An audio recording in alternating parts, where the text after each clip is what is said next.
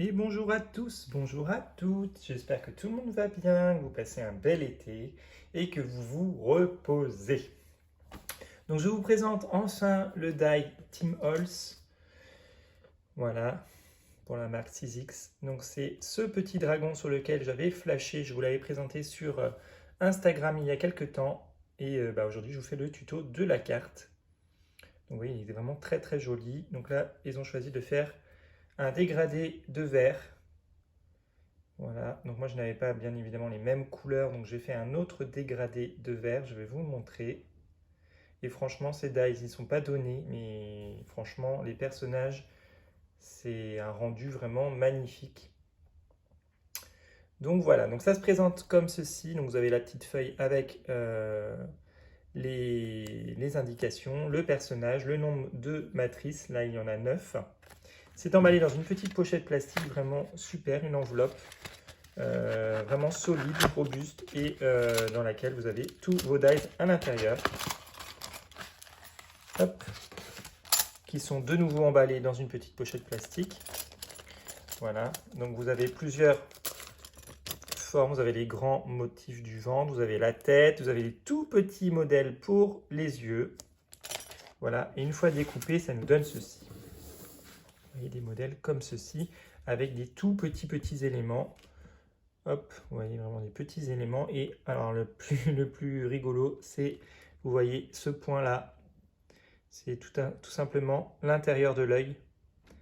Donc je vais m'amuser à coller tout ça. C'est vraiment un travail de précision. Donc c'est pas un die qu'on va sortir tous les jours, bien évidemment, mais c'est vraiment, comme je vous le disais, un rendu magnifique sur une carte. Donc ce qui est sympa, c'est qu'à l'arrière de chaque die, en fait, on vous indique, vous voyez ici, green 3, c'est-à-dire qu'il faudra utiliser la couleur verte numéro 3. Ici, il faudra utiliser par exemple la couleur verte numéro 4. Donc à l'arrière, vraiment, c'est sympa parce que ça vous indique quelle couleur utiliser et donc du coup, dans quel ordre pouvoir coller vos petits éléments entre eux.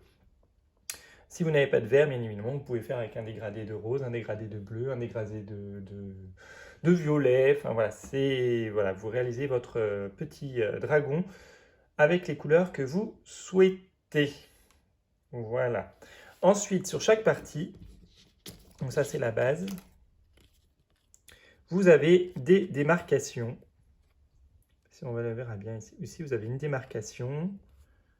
Ici, vous avez une autre démarcation avec les petits traits, voilà, pour coller.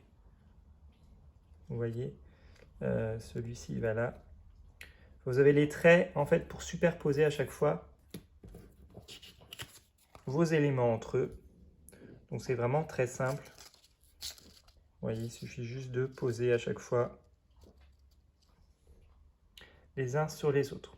Donc, ce qui est bien, c'est de se munir d'un petit flacon de précision. Voilà, c'est plus simple pour coller parce qu'il y a vraiment, comme je vous le disais, des tout petits éléments. Donc, vous utilisez un flacon de précision et vous collez les éléments entre eux. Donc, je fais ça, je vous reprends et je vous montre le rendu de notre petit dragon. Donc, voilà, une fois le petit personnage assemblé, ce que l'on obtient. Je trouve vraiment super joli. Moi, je le kiffe, mon petit Rupert. Alors, pour faire le fond de ma carte, je vais réutiliser la technique dont je vous avais fait le tuto avec les billes. Donc, je vais utiliser du vert parce que j'ai du vert dans mon dragon. Et je vais rajouter un petit peu de rouge. Et donc, je vais allier ces deux couleurs ensemble. Donc, je vous remontre. Je mets un petit peu de peinture, voilà, sur les feuilles. Voilà. Hop. Et ensuite,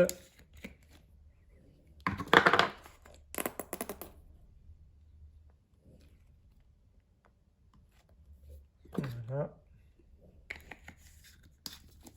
on ajoute les billes,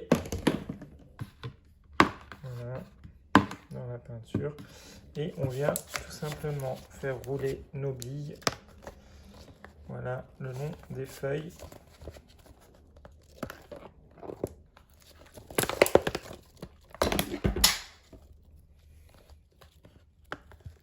Voilà. Voilà, ça va me créer une sorte de marron. Voilà, mais donc on mélange bien. On en met très peu ou beaucoup comme vous le souhaitez.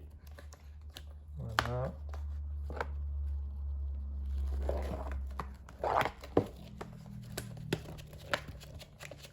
Donc, ce qui est intéressant, c'est les traces après que ça forme, ça fait du relief.